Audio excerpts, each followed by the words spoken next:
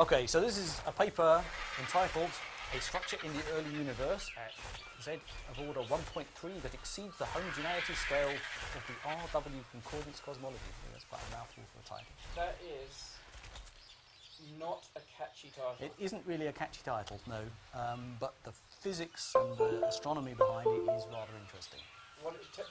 Give me a better title. The discovery of an implausibly large structure in the universe. Ah, that's better. You should have written the title. What's this paper about? So this is basically a collaboration which are looking at quasars in the universe, so these very bright active nuclei in galaxies, not to study the quasars themselves, but because where there's a quasar, there's a galaxy, so they're a good way of figuring out where galaxies are in the universe, where the galaxies themselves are too faint to see. And they're mapping out these... Why is the Higgs boson? It's what gives everything mass. If we weren't made of massive particles, we'd fly around at the speed of light. Some people would like that, but you'd never join together to form bodies again. So it's very important that we've got masses. At first sight, everything should go at the speed of light, and you've got to stop things going at the speed of light. Otherwise, they're all whizzing apart, not interacting. So you have to put a term in which allows for a mass, which will slow it down a bit. But different particles have got different masses. You know, if you just think of the standard particles in the universe, the electron, for example, and say the quarks, the top quark, there's a difference of about a factor of 350,000 between the mass of the electron and the mass of the top quark, and yet those are in the same family of particles that make up this tiny particle. Why? It's a particle, it's also what we call a field. It permeates all regions of space. It's one of those things which is very esoteric, off the end of the maths that most people can deal with, and off the end of the maths that most theoretical physics people can deal with. The particle is just the end product, if you like. The big thing you talk about that particle physicists are interested in is the field.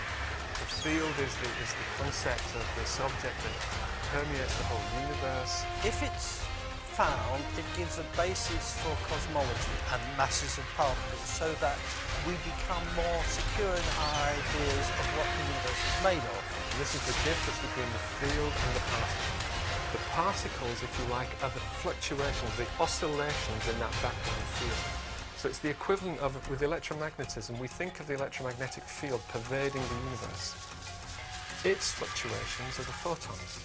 The photons of light are the fluctuations in that field, and that's what the equivalent of the boson, the particles, are. They're the fluctuations in this field, and then so you can imagine you need quite a lot of energy to get the field to get excited enough to produce those bosons in the first place, and that's what the collision of the protons can do for you. What happens when two protons collide at tremendous energies that makes the Higgs boson show its face? Well, I guess, you know, you just... So the way the Higgs has appeared in this is you create, you get this collision, you create particles, which then can annihilate, and you get a series of events happening.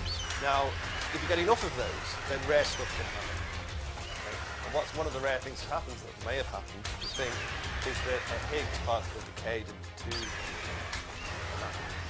But in a way that only the Higgs would have done. That's how it's effective. Can I make a suggestion then? Why are we searching for the Higgs field? Why are we searching for particles if they're so hard to find? Because the Higgs field is even harder. Decay products, in order to reconstruct what you think is the Higgs in the first place. So there are many protons colliding and very relatively few Higgs being produced. There's lots of other stuff being produced which is far easier.